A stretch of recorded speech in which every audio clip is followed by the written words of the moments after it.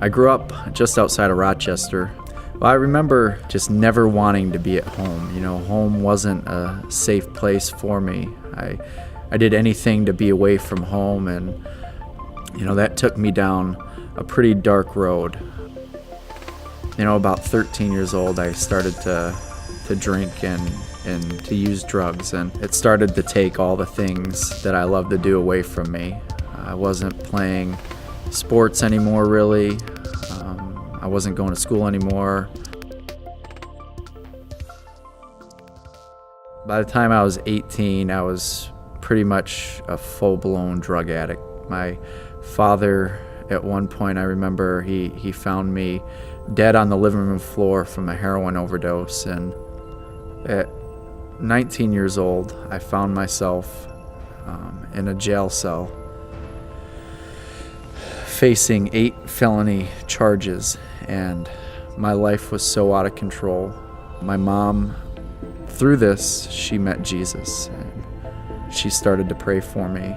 She had a friend who told her about a program called Teen Challenge. It was a rehabilitation program that takes in people that were just like me. And so 4 days later, and I remember it like it was yesterday, it was January 1st, 1997. It was a New Year's Eve service, and it was like 12:30 in the morning, and they were singing this song, and the words went, "If you could use anything, Lord, you can use me."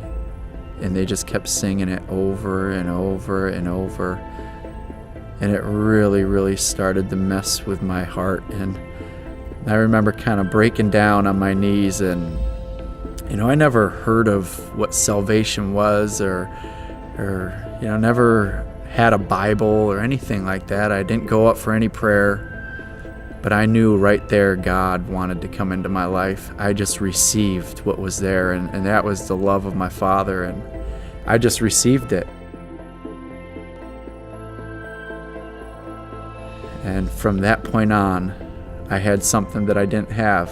I didn't have hope, and God gave me hope, and I knew it. I went right into Bible school after that, and I felt like, He called me into a life of knowing Him and serving Him. And one thing that didn't happen for me, though, was, He didn't take away all my problems. And, a newborn baby needs to learn how to walk. It needs to learn how to eat by himself. And I wasn't able to do that. I didn't know how to walk as a Christian. I didn't know how to do those things, and I didn't have the people around me really when I got out of there to help me with that. And so it wasn't long before I fell back into drug addiction, and I went through some of my darkest years in drug addiction as a Christian.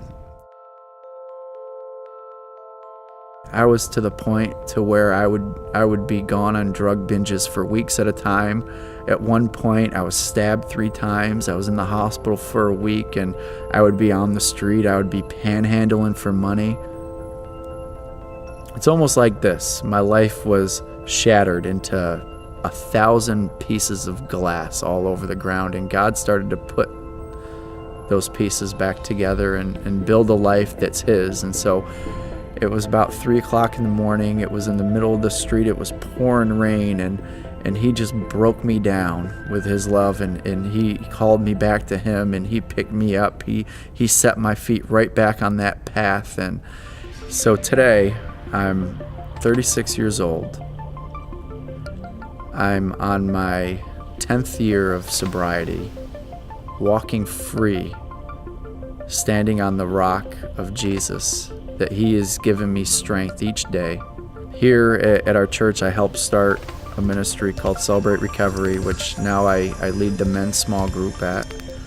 I try to act as a bridge in helping those that kind of were where I was at and getting them to a place of finding life in God.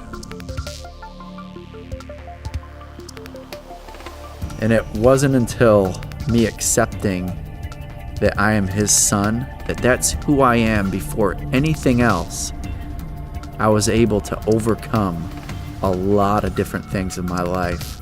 I was given authority over these things that had such a hold on my life. And it empowered me to walk in victory.